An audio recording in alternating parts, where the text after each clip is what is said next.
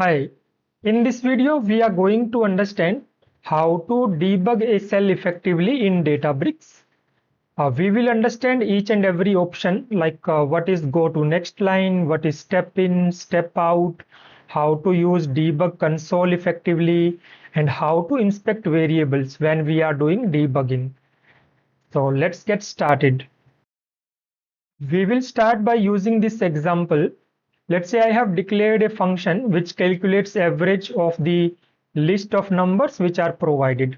It is going over the numbers, taking the sum of all the numbers and then calculating the average. So let's declare this function, and then in the next cell, uh, I decide to run the code. I try to use that function. I am passing some list of numbers and my code is failing. So right now we know that this function is failing, but we don't know which exact point it is failing and why it is failing. So instead of putting a lot of print statements in each and every line and try to debug the regular way, we shall use this debug cell option in this kind of scenarios.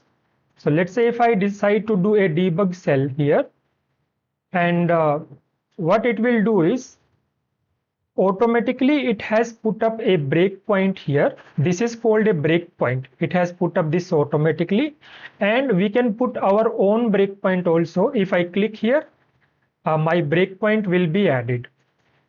And this debug console and the right side variable inspector, this is something automatically appears. And it has added a breakpoint here automatically because my code had failed. But if we want to add it to some other point also, let's say here I have added, and then if my cell is not running, then I can do debug cell manually also, and that time it will automatically stop at the first breakpoint. So breakpoint, it basically means where the code cell hold on the execution, not stop it, so that we can inspect some of the things and try out various things. So right now it has hold on the execution here, and on the right side we can see that currently this one number list has appeared, and we can see its value also here. So we can see that it has this 10, 20, 30 and 40 values. Then we have this option, stop will do the stop debugging. It will just stop our operation. This go to stop line, if we click it, it will take the cursor on the stop line. In this case the code is very small, it is already here. But if we have a very long code, then if we press this button, it will directly jump to that line and it will show that line. And continue execution, what this does is it will continue the execution until next breakpoint. Whenever it will encounter next breakpoint, until then it will continue the execution, or if there is no breakpoint further, it will complete the code. That is the purpose of this.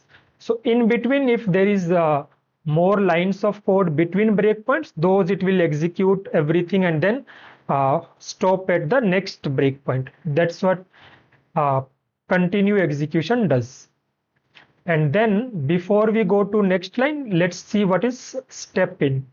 So step in, what it means is, if on a particular line of code, if there is a function call, so here we have a function call, and within the function we have not put up any breakpoint by default. We can put if required, but let's say there is no breakpoint.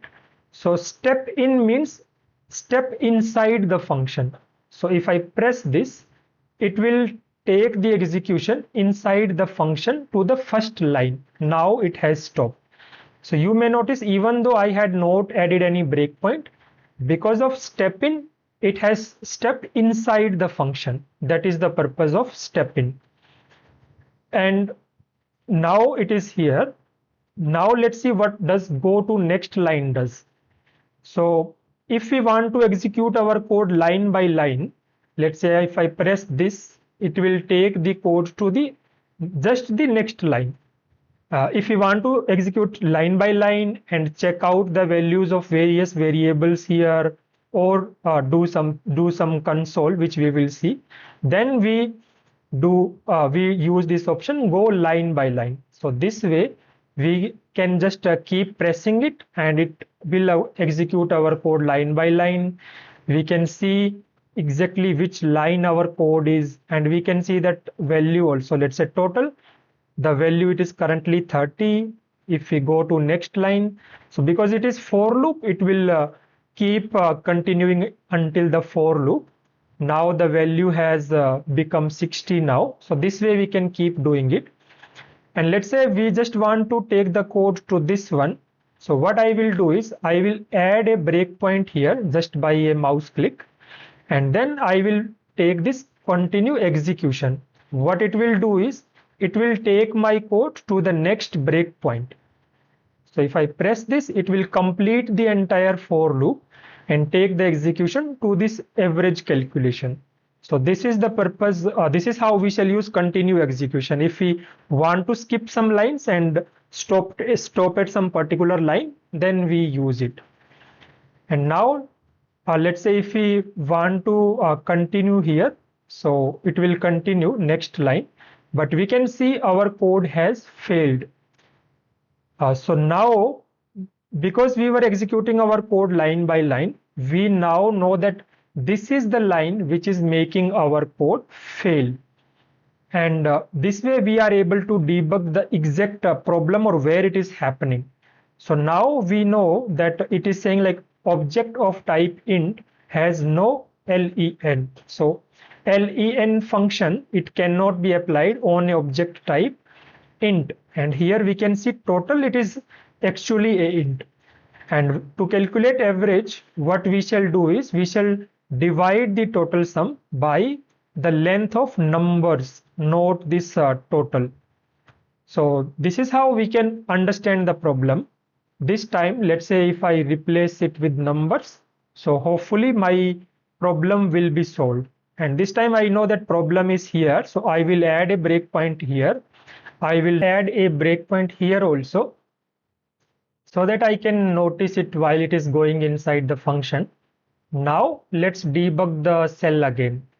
Now it has stopped the execution here, and then now let's do step in, which will take us inside the function to the first line. Now we can continue the execution until it will come to the next breakpoint. Now it has come up here. And before we execute this line, I also wanted to showcase the use of this debug console. So this is also a very useful feature. Here we can run a very small snippet of the code like it is saying. So let's say in this case, we have this total variable, right? So let's try something very simple first. So let's say if we want to just print it, so it will print the value of the total. And it is not like we can only run single line of code. We can even run multiple line of code together. So just for simplicity, I'm writing a for loop here. So let's say these are all our numbers. And instead of pressing enter, we shall press shift enter if we have multiple lines. And then we can do something. Let's say if we want to print I into I, the number multiplied by the same number. Now, if I press enter, it will execute and print those things.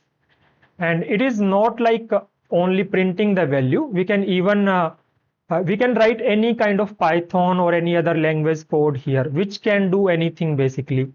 Even if we are using PySpark, we can do df.show to see the data frame itself, or we can also try to write if it can write to a table or something that I have not yet tried. But it can write, it can execute any code, but the code itself be running something quickly, let's say within 15 seconds or something. That kind of small code it can execute. And on this right side also, if we have so many variables, we can use this filter option to get only the variable that we need. So for example, if here we are seeing the total variable, and within the variable we see this notification also. So local means these variable are declared within the function. So these are local, as Once the function execution completes, these variables value will not be used. And wherever local is not mentioned, that means those are global variable which exist outside the function also. So that is the purpose of this debug cell and this variable inspector. And next is here we have fixed the code. Let's say if you want to execute and just complete whatever code is there inside the function, that is where this option step out is used. So step out, what it means is just complete the current function completely and then get out to the outer calling function. That is the purpose of step out. So if you do that, it has come out of the function to the main function which was calling. So these are the two options. Step in means go inside that function. Step out means come out of the current function. And now if I continue current execution, it is printing my average results. So this way I was able to debug my code, find out the exact line of code where the problem was, fix the code. And while I was doing it, we used all these inspect and debug console, which can be really useful tool. In this example, the code was very simple, so it was easy to find. But if we have a very complex code, then the debug mode can be a really useful tool. So you try it out and then let me know how do you find it. Thank you. Bye bye.